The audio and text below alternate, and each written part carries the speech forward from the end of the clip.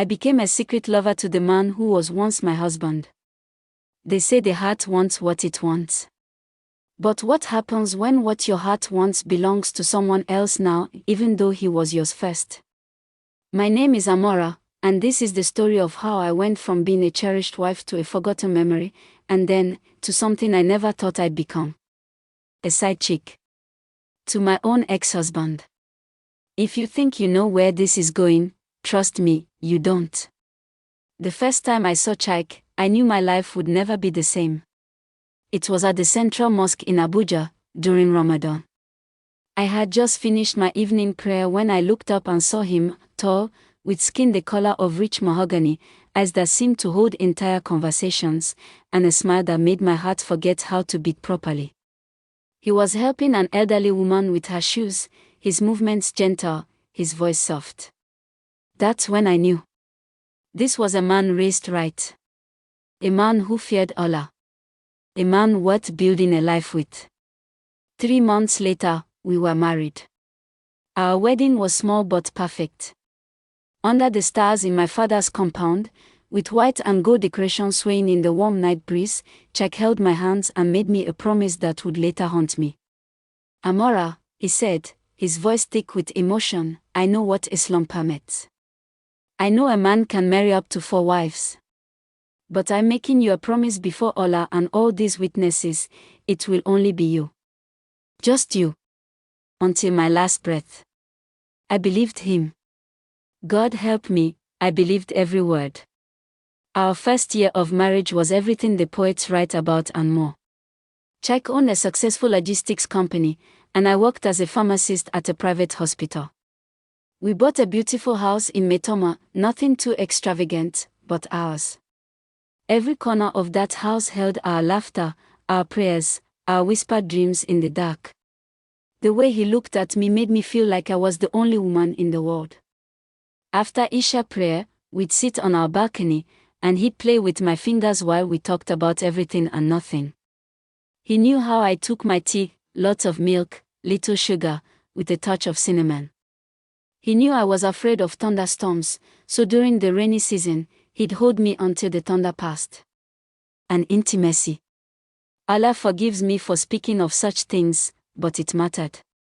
He knew my body like a musician knows his instrument. Every touch was deliberate, worshipful, consuming. I'd never known satisfaction like that, the kind that leaves you both weak and powerful at the same time. I thought I had won the lottery of life. I thought I was the luckiest woman in Nigeria. I was wrong. The change started small. So small I almost missed it. It began with his phone. Chike had never been secretive about his phone before. I knew his passcode, he knew mine. But suddenly, the phone was always face down. Always in his pocket. Always on silent. Just work stress, he'd say when I asked why he seemed distracted. Then came the late nights. Board meetings that ran until midnight. Business trips that seemed to multiply. A new mentee at his company who needed lots of guidance at odd hours. I'm not a fool. I'm a woman who knows when something is wrong.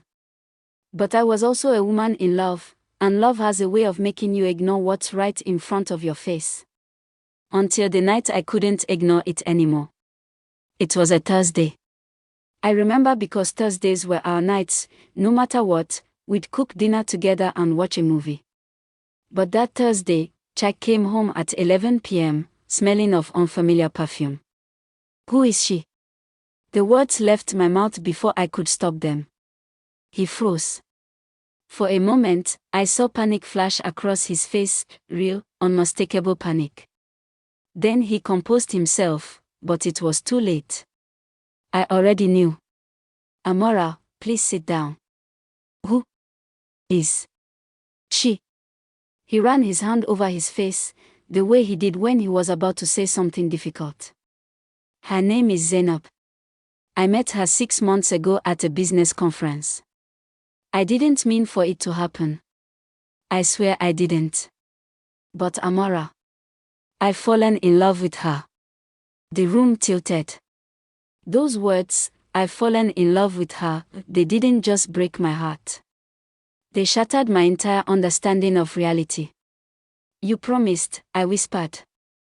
Before Allah, before my family, you promised it would only be me. I know. And I meant it when I said it. But things changed. My heart changed. And Islam gives me the right. Don't you dare. My voice was no longer a whisper. It was on fire. Don't you dare use our faith to justify breaking your word to me. Yes, Islam permits polygamy. But it also commands honesty, justice, and keeping your promises. You lied to me, Chaik.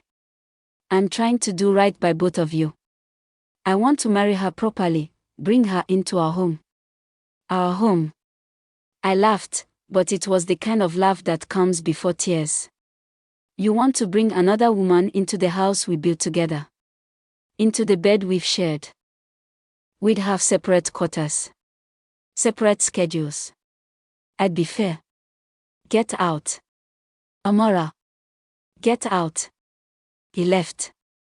And for the first time in our marriage, I slept alone in our bed, wondering how love could turn into betrayal so quickly. But Chaik didn't just leave. He came back the next morning with flowers, with apologies, with explanations that explained nothing. I can't lose you, he said, tears streaming down his face. But I can't lose her either. Please, Amora. Let me try to make this work. Let me be fair to both of you. I should have divorced him right then. But here's what they don't tell you about betrayal: sometimes it doesn't kill love. Sometimes it just wounds it, leaves it bleeding but still alive. So against my better judgment, against the advice of my mother who begged me to come home, against the voice in my head screaming that I deserved better, I stayed. I stayed because he was still Chaik. Still the man who remembered my favorite surah. Still the man who brought me breakfast in bed. Still the man whose touch made me forget my own name. I stayed because I was afraid of starting over. I stayed because I was a fool. The wedding happened on a Saturday. I didn't attend, of course. Instead, I sat in our house, his house now, listening to the silence, wondering what she looked like, what she wore, whether he looked at her the way he used to look at me. He brought her home 3 days later. I had prepared myself. I had prayed. I had cried all my tears. I thought I was ready. I wasn't ready for Zainab. She was young, maybe 25 to my 32. Beautiful in that effortless way some women are, with smooth dark skin, bright eyes, and a smile that seemed genuine. She wore a simple hijab, carried herself with quiet grace, and when she greeted me, her voice was soft, respectful. Assalamu alaikum, Sister Amora. Thank you for welcoming me into your home. Sister. He called me sister. I wanted to hate her. God knows I wanted to find something, anything, that would make it easier to despise her. But she made it hard.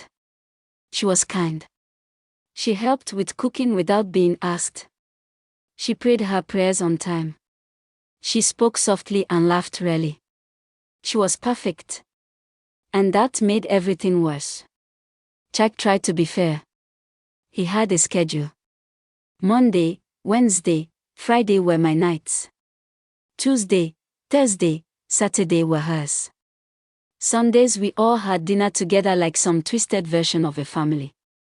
But fairness in a situation like this is a myth. How do you fairly divide a heart that was once wholly yours? How do you measure love in nights and hours? The worst part wasn't even the nights he spent with her. It was the morning after. Seeing him at the breakfast table, knowing he'd just left her bed. Watching him smile at her the way he used to smile at me. Noticing small things, he started drinking his tea with less sugar, the way she made it. He started wearing cologne I didn't choose. I was becoming a ghost in my own life. The breaking point came 3 months after she moved in. I was coming back from the hospital late one evening when I heard them. Not the sounds of intimacy, no, that would have been easier somehow. I heard them laughing. Really laughing. The kind of laughter that comes from pure joy, from connection, from love. I stood outside the door to her quarters and listened to my husband experience happiness that had nothing to do with me. That night, I made my decision. The next morning, while Chike was at work, I packed my things. Not everything, just enough. My clothes, my important documents, my Quran, and a framed photo from our wedding day. I stared at that photo for a long time. We looked so happy. So sure. So naive. I left a note on his pillow, "You wanted 2 wives. Now you have 1. May Allah forgive us both." I moved back to my parents' compound in Enugu. My mother didn't say, "I told you so," but I saw it in her eyes. My father, who had been so proud to call Chike his son-in-law, couldn't look at me without tears. But I had made my choice. I would rather be alone than be half-loved. Freedom, I discovered, is heavy.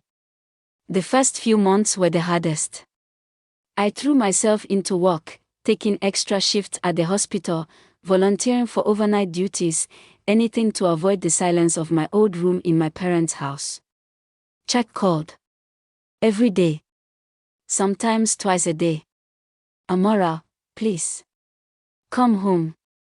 I miss you. We can work this out." "There's no home to come back to," I'd say, and hang up. He sent gifts, jewelry, handbags, perfumes I used to love. I returned them all. He showed up at the hospital once. I had security escort him out. After 6 months, the calls became weekly. Then monthly. Then they stopped altogether. I told myself this was what I wanted. I told myself I was healing. I told myself I was moving on. I was lying to myself. Because here's the truth nobody wants to admit: sometimes the heart doesn't listen to logic. Sometimes the body remembers what the mind tries to forget. Sometimes you can hate someone and love them at the same time, and the contradiction doesn't kill you, it just makes you wish it would. I tried dating. My friend Gozi set me up with a banker named Emeka. Nice guy. Handsome. Successful. Boring as unseasoned rice. There was a lawyer named Tond. Intelligent. Well-spoken. His kisses felt like duty, not desire. There was even a doctor at my hospital, Olimide. He was perfect on paper. But when he touched me, I felt nothing. Not even a spark. Because none of them were Chike. None of them knew that I liked my tea with cinnamon. None of them could read my moods by the way I tied my headscarf. None of them knew how to touch me in the way that made my entire body sing. I hated that I compared them all to him. I hated that he had ruined me for other men. I hated that even after everything, a part of me still wanted him. But what I hated most was that I was starting to understand why people go back to toxic situations. Not because they're weak, but because loneliness is its own kind of poison, and sometimes the familiar pain seems better than the unknown emptiness. It was a Friday night, exactly 14 months after I left, when I broke. I had just finished a difficult shift, we'd lost a young patient to a complication we couldn't prevent, and I was emotionally drained. I sat in my car in the hospital parking lot, staring at my phone, fighting the urge I'd been fighting for months. I lost the fight. My fingers moved before my brain could stop them. The phone rang once. Twice. Amora. His voice. God, his voice. It wrapped around me like a favorite blanket, dangerous and comforting at once. "Hi," I said, my voice small. Silence. Then, "Are you okay?" Such a simple question. Such a complicated answer. "No," I admitted. "I'm not okay." "Where are you?" "I'm coming." "No. Don't. I just needed to hear your voice." More silence. Then, So soft I almost missed it. I miss you. Every single day, Amora. I miss you. I should have hung up. Should have deleted his number. Should have blocked him on every platform and burned every bridge. Instead, I said, I miss you too. It started innocently enough. Or at least that's what I told myself. Just occasional phone calls. Catching up. Checking in. Nothing wrong with talking to an old friend, right? Except he wasn't a friend. He was the man who'd broken his promise to me. The man who'd chosen someone else. The man who was now married to another woman. But those calls felt like oxygen after drowning. Then came the text messages. Good morning text. Good night text. Random messages throughout the day. I passed by that restaurant you love, or they're playing our song on the radio. Our song. As if we still had one. How's Zainab? I asked once, trying to remind myself, and him, of reality. She's fine, he said, his tone flat. But I don't want to talk about her with you. Why not? She's your wife. So were you? Were. Past tense. Like I was a chapter he'd finished reading. Except I didn't feel finished. I felt like a story interrupted mid-sentence, waiting for a resolution that never came. The first time we met in person, I told myself it was closure. Just coffee. Just talking. Just seeing each other one last time.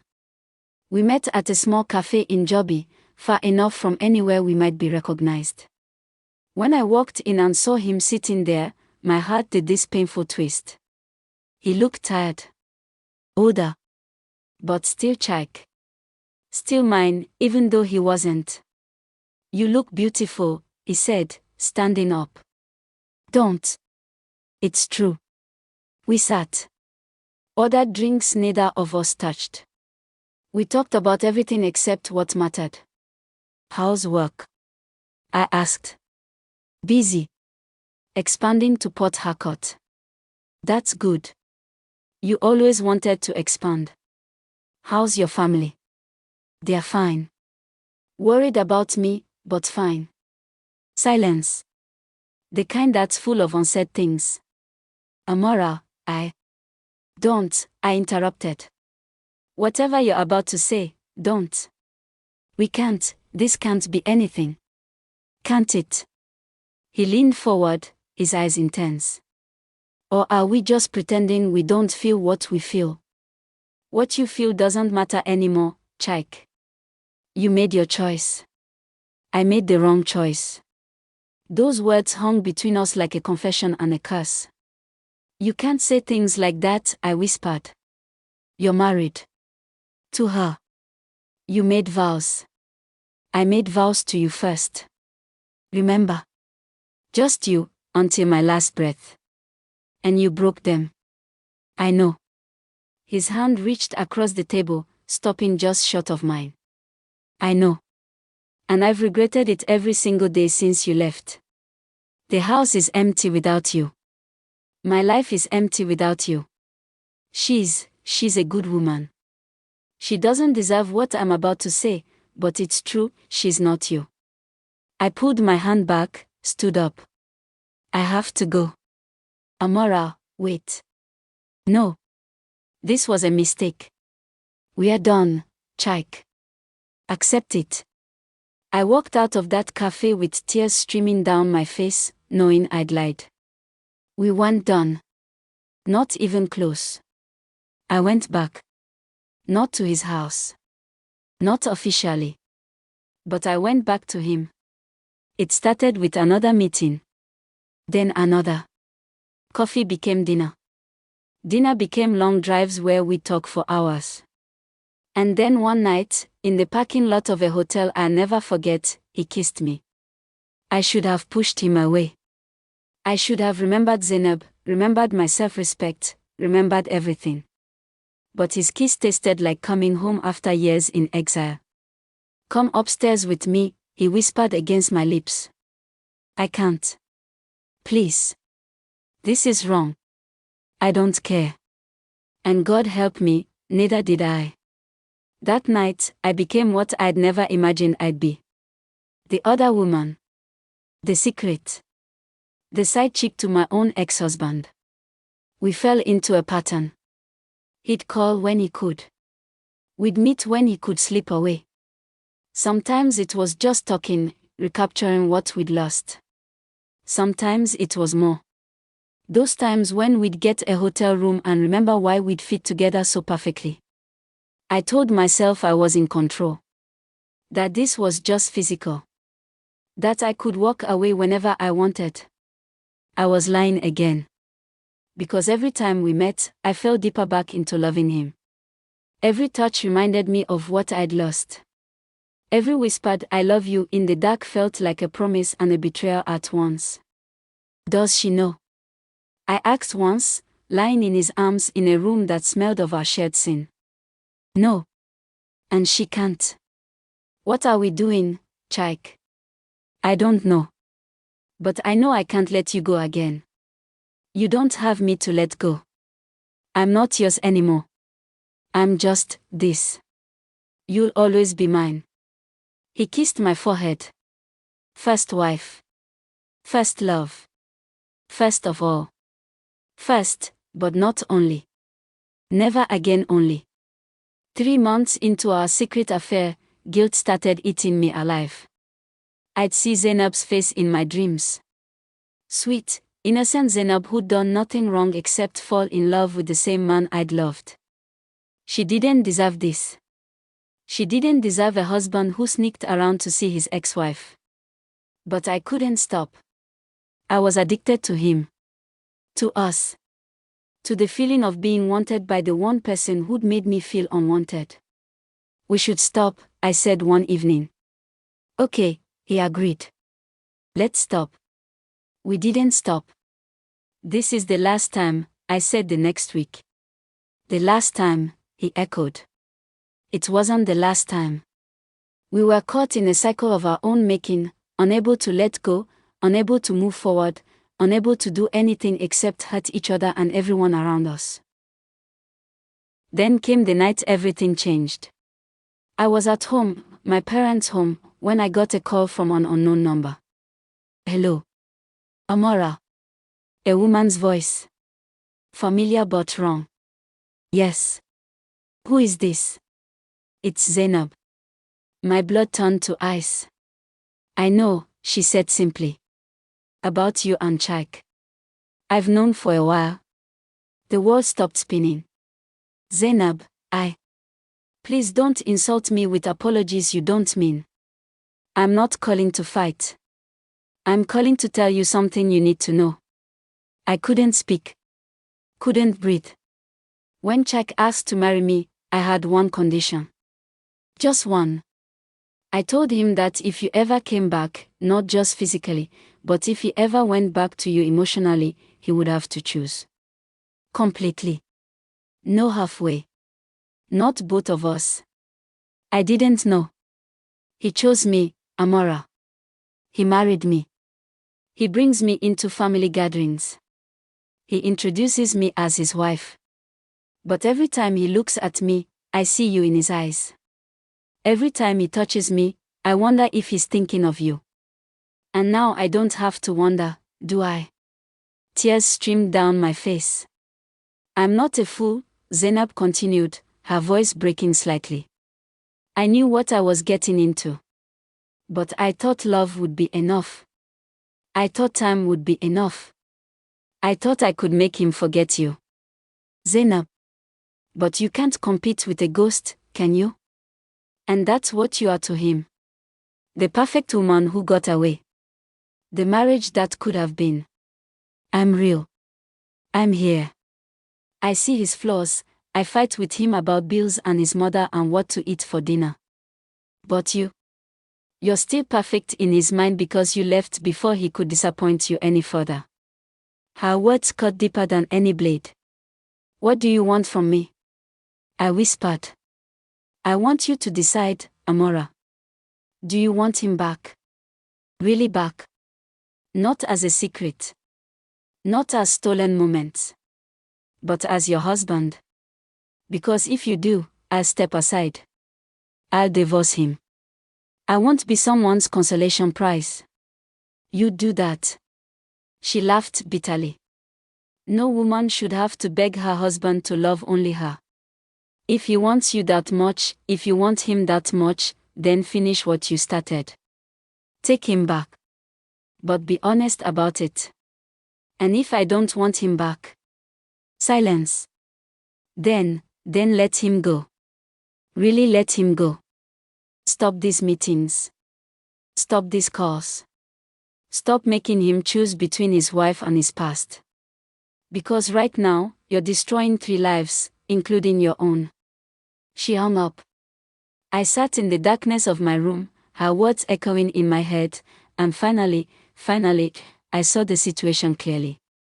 I had been so focused on what I'd lost, on what Chike had taken from me, that I hadn't seen what I was doing. I was no better than him. Worse, maybe. Because I knew the pain of sharing someone you love, and I was inflicting that same pain on another woman. Zainab was right. We all needed to decide. I called Chike the next morning. We need to talk. In person.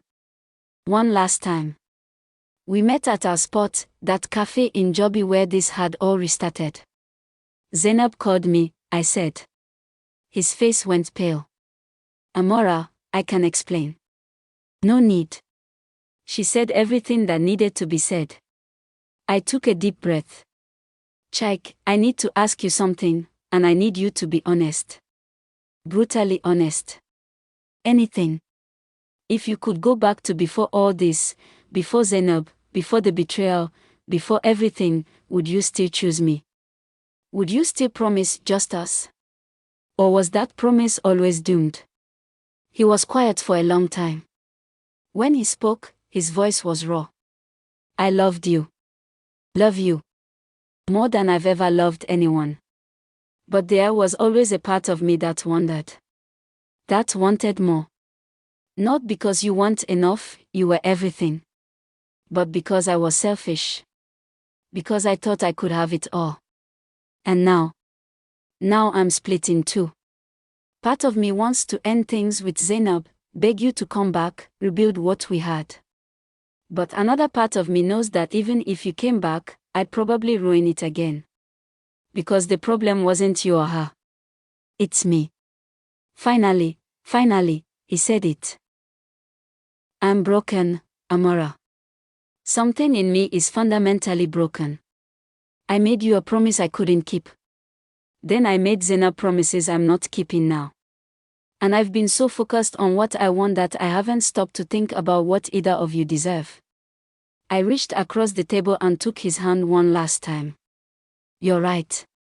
You're broken. But so am I, for coming back to you. So is Zainab, for staying with a man who loves someone else. We are all broken. The question is, do we break together or separately? What do you want, Amora? I looked at this man, this beautiful, flawed, selfish man who I'd loved with everything in me. And I finally knew my answer. I want to be someone's only choice, Chike. Not their first choice, not their best choice, their only choice. And you can't give me that. You couldn't before, and you can't now. Maybe you never could. So this is goodbye. This is goodbye. I'll always love you, he said, tears streaming down his face. I'll always love you too, I replied. But love isn't enough. It never was. I stood up, and this time, I didn't look back. 6 months later, I'm sitting on my own balcony in my own apartment in Abuja. Not Enugu. Not my parents' house. My own space. I went to therapy. I learned about codependency, about self-worth, about the difference between loving someone and losing yourself in them. I'm not dating yet. Maybe someday. Maybe not. For now, I'm learning to be complete on my own. Chike and Zainab are still together. I heard through mutual friends that they're expecting a baby. I'm happy for them. Genuinely. They deserve a chance to build something without my ghost haunting their marriage. And me? I'm healing. Slowly. Some days are harder than others. Some nights, I still reach for my phone, still want to call him, still remember how his laughter sounded or how safe I felt in his arms. But then I remember this: I am not a side chick. Not anyone's second choice. Not a secret to be hidden or a past to be revisited when the present gets boring. I am Amora. Oh. Complete. Worthy. And if love comes again, it will be with someone who sees me not as an option, but as the answer. Someone who doesn't promise just us and then changes their mind. Someone who doesn't make me compete for space in their heart. Someone who loves me the way I deserve to be loved, completely, honestly, without reservation. Until then, I'm learning the most important lesson of all. Sometimes the greatest love story isn't about finding the right person. It's about finding yourself again after losing yourself in the wrong one. And that, I'm learning, is enough.